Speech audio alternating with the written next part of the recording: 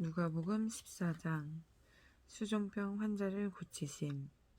어느 안식일에 예수께서 음식을 드시려고 어떤 바리새파 지도자의 집에 들어가시자 사람들이 예수를 주의 깊게 지켜보고 있었다.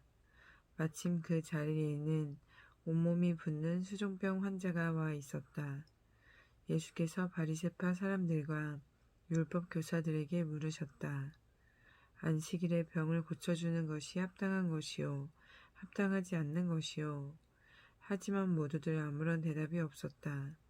예수께서는 그 병자를 붙들어 고쳐주신 후 그를 집으로 돌려보내셨다. 그러고 나서 그들에게 물으셨다. 안식일에 당신들의 아들이나 소가 우물에 빠진다면 당장 거기서 끌어내지 않을 사람이 어디 있겠소? 예수의 이 말씀에 그들은 아무 대답도 하지 못했다. 낮은 자리에 앉으라.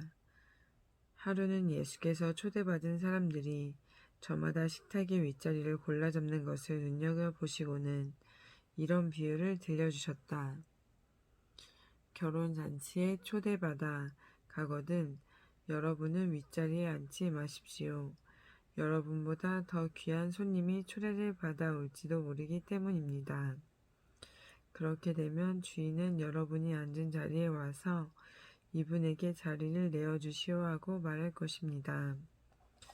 그러면 여러분은 무안을 당하면서 구석진 자리로 내려가지 않으면 안 될 것입니다.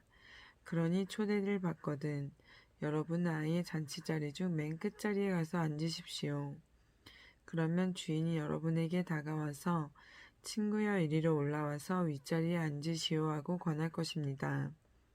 그렇게 되면 다른 손님들 앞에서 당신이 높임을 받게 될 것입니다.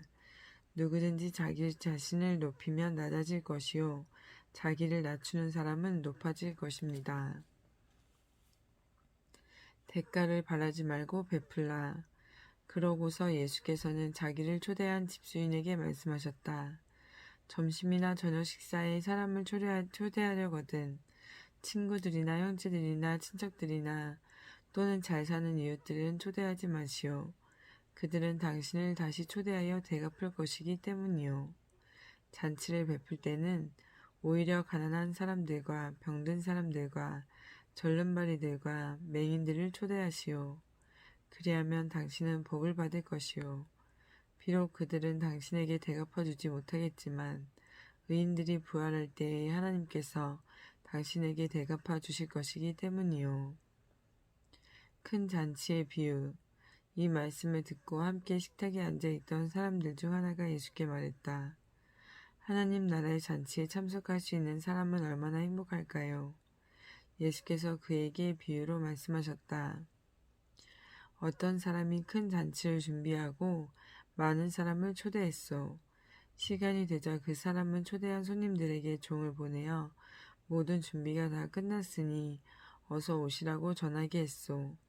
그러나 초대받은 손님들은 한결같이 갈 수 없게 되었다고 핑계를 댔소. 첫 번째 사람은 이렇게 말했소. 내가 방금 밭을 샀는데 거기 가봐야겠소. 미안하오. 두 번째 사람은 이렇게 말했소. 내가 방금 쟁기를 끄는 소를 5쌍이나 샀는데 그것들을 부려보러 가는 길이오. 미안하오. 세 번째 사람은 이렇게 말했소. 나는 방금 결혼한 몸이라서 도저히 갈 수가 없소. 미안하오. 종이 돌아와서 주인께 사실대로 보고했소. 그러자 주인은 크게 화가 나서 종에게 말했소.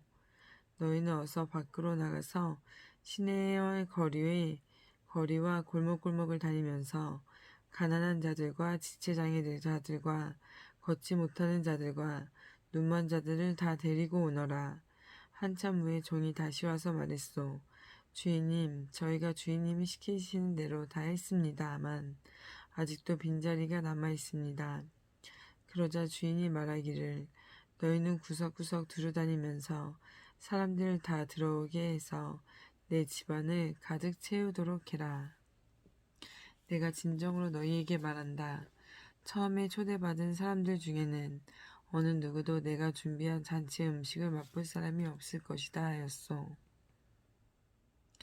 제자가 되는 길. 많은 사람들이 예수를 따르면서 길을 가고 있을 때 예수께서 그들을 향해 돌아서서 말씀하셨다. 누구든지 나를 따르고자 하는 사람은 자기 부모나 처자식이나 형제자매보다 나를 더욱 사랑해야 합니다. 심지어 자기 목숨보다도 더욱 나를 사랑해야 합니다. 그렇지 않으면 누구도 내 제자가 될 수 없습니다.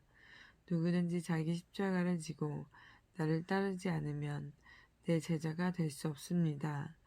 여러분 중에 누가 막내를 세우려고 하면 그 사람은 먼저 전체 비용이 얼마나 들 것인지 계산부터 뽑아보지 않겠습니까? 그렇게 하지 않아서 만일 그 사람이 기초공사만 해놓고 비용이 모자라 막내를 완성하지 못한다면 사람들마다 그를 비웃으며 말하기를 저 사람이 건축을 한답시고 시작만 해놓고는 마무리를 못하는구나 하지 않겠습니까? 또 만일 어떤 왕이 다른 왕과 전쟁을 해야 한다면 1만 명의 자기 병사로 2만 명의 적들을 과연 물리칠 수 있을 것인지 미리 헤아려 보지 않겠습니까? 그렇게 헤아려 보아서 아무래도 이길 수 없을 것 같으면 적군이 아직 먼 거리에 있을 때 화친을 맺기 위해 사절단을 보내야 하지 않겠습니까? 이와 마찬가지입니다. 여러분 가운데서 누구라도 자기가 가진 모든 소유를 다 포기하지 않은 사람은 내 제자가 될 수 없습니다. 짠맛을 잃은 소금. 소금은 좋은 것입니다. 그러나 만일 소금이 그 짠맛을 잃어버린다면 무엇으로 소금을 다시 짜게 하겠습니까? 짠맛을 잃은 소금은 흙으로도 못 쓰고 기름으로도 쓸모가 없어서 그냥 내다 버릴 수밖에 없습니다. 들을 귀가 있는 자들은 알아들으십시오.